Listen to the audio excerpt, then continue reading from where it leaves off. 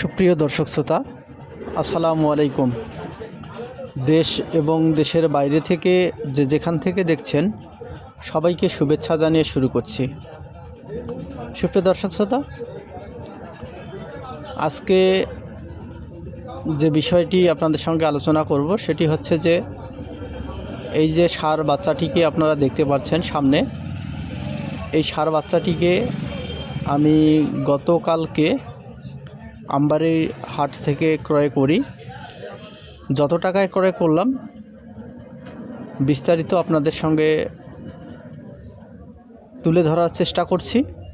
আপনারা অবশ্যই সম্পূর্ণ ভিডিওটি দেখবেন এবং খামার সম্পর্কিত বিভিন্ন তথ্য পেতে অবশ্যই উদ্যোক্তা বিডি ইউটিউব চ্যানেলটি সাবস্ক্রাইব করে রাখবেন।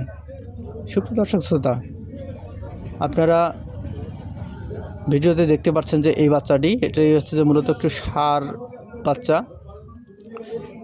এখন এই বাচ্চাটিকে হচ্ছে যে মূলত গোসল করিয়ে দিলাম। তো গোসল করিয়ে দেওয়ার কারণে একটু সে হচ্ছে যে একটু ঠান্ডা লাগছে, যেটা বুঝতেই পারতেছেন যে ঠান্ডায় একটু কাঁপতেছে। তবুও আশা রাখছি যে গোসল করে দেওয়ার উদ্দেশ্য হচ্ছে যে প্রচুর ময়লা ছিল গরুটির গায়ে, আর তাছাড়া হচ্ছে যে নতুন গরু ক্রয় করে নিয়ে আসার পরে হাট থেকে নেওয়ার পরে হচ্ছে বিভিন্ন ধরনের ভাইরাস জনিত সমস্যা হতে পারে, সেজন্য মূলত গোসল করিয়ে দেওয়া। আর এই গরুটি মূলত ক্রয় করি আমি,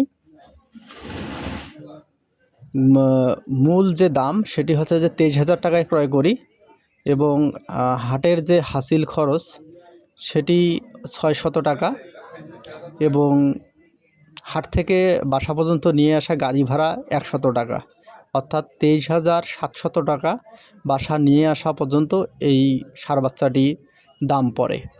তো আশা রাখছি এই বাচ্চাটি খুব দ্রুত ভালো হবে। আর এটাকে নিয়ে আসার পরে কি ট্রিটমেন্ট দিচ্ছি বা কি খাবার দিচ্ছি সব কিছু আপনাদের সঙ্গে তুলে ধরার চেষ্টা করব পরবর্তীতে একটা ভিডিওতে। তো আপনারা অবশ্যই উদ্যোক্তা বিডি ইউটিউব চ্যানেলের সঙ্গে থাকবেন এবং অবশ্যই চ্যানেলটি সাবস্ক্রাইব করে রাখবেন। আজ এ পর্যন্তই। আপনারা সকলেই ভালো থাকবেন, সুস্থ থাকবেন। আল্লাহ হাফেজ।